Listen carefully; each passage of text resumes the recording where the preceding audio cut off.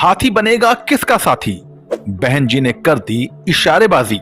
कभी चुनाव के मैदान में एकला चलो रे की नीति अपनाने वाली मायावती कई बार कह चुकी हैं कि बसपा किसी भी गठबंधन का हिस्सा नहीं बनेगी, मगर अब खबर आ रही है कि गठबंधन पर बहन जी की राय बदलने लगी है। उन्होंने पहले किसी भी दल के साथ गठबंधन नहीं करने का ऐलान किया था, मगर अब लगता है कि वो अपना फैसला बदल भी सकती हैं। बदली बदली बहन जी। लोकसभा चुनाव से पहले एनडीए के खिलाफ Indian national development inclusive alliance यानी INDIA बना है। हालांकि अभी कई दल इन दोनों ही गठबंधनों से बाहर हैं। ऐसा ही एक दल है बहुजन समाज पार्टी। यूपी में बीएसपी प्रमुख मायावती ने पहले किसी भी दल के साथ गठबंधन नहीं करने का ऐलान किया था। हालांकि अब उन्होंने गठबंधन के संकेत दिए हैं और इसकी वजह भी बताई है। हाथी किसका साथी। बीएसपी ने जुलाई और अगस्त के महीनों में अपनी कोर कमेटी की ताबड़तोड़ बैठकें की।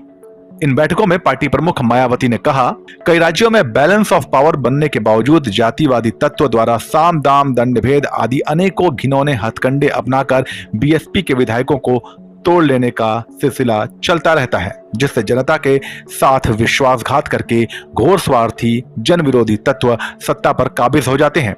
आगे विधानसभा आम चुनावों के बाद बैलेंस ऑफ पावर बनने पर लोगों की चाहत के हिसाब से सरकार में शामिल होने पर विचार मुमकिन है। एकला चलो रे की नीति। बसपा प्रमुख मायावती कई मौकों पर लोकसभा चुनाव में गठबंधन के कयासों पर विराम लगाते हुए अकेले अपने बूते चुनाव लड़ने की बात भी कह चुकी हैं। 23 अगस्त को ही बसपा मुख्यालय में पार्टी पदाधिकारियों की बैठक में उन्होंने साफ कहा है, बसपा को उत्तर प्रदेश में गठबंधन करके लाभ के बजाय नुकसान ज्यादा उठाना पड़ा है, क्योंकि बसपा का वोट स्पष्ट तौर पर गठबंधन वाली दूसरी पार्टी को ट्रांसफर हो जाता है। मायावती की नजर। गौरतलब है कि जुलाई और अगस्त के महीने में हुई बीएसपी की बैठकों में मायावती ने इशारों ही इशारों में अपने इरादे जता दिए थे। इस बैठक के दौरान छत्तीसगढ़ और तेलंगाना सहित 4 राज्यों में शीघ्र होने वाले विधानसभा आम चुनावों की तैयारी के लिए रणनीति बनाने का काम हुआ था।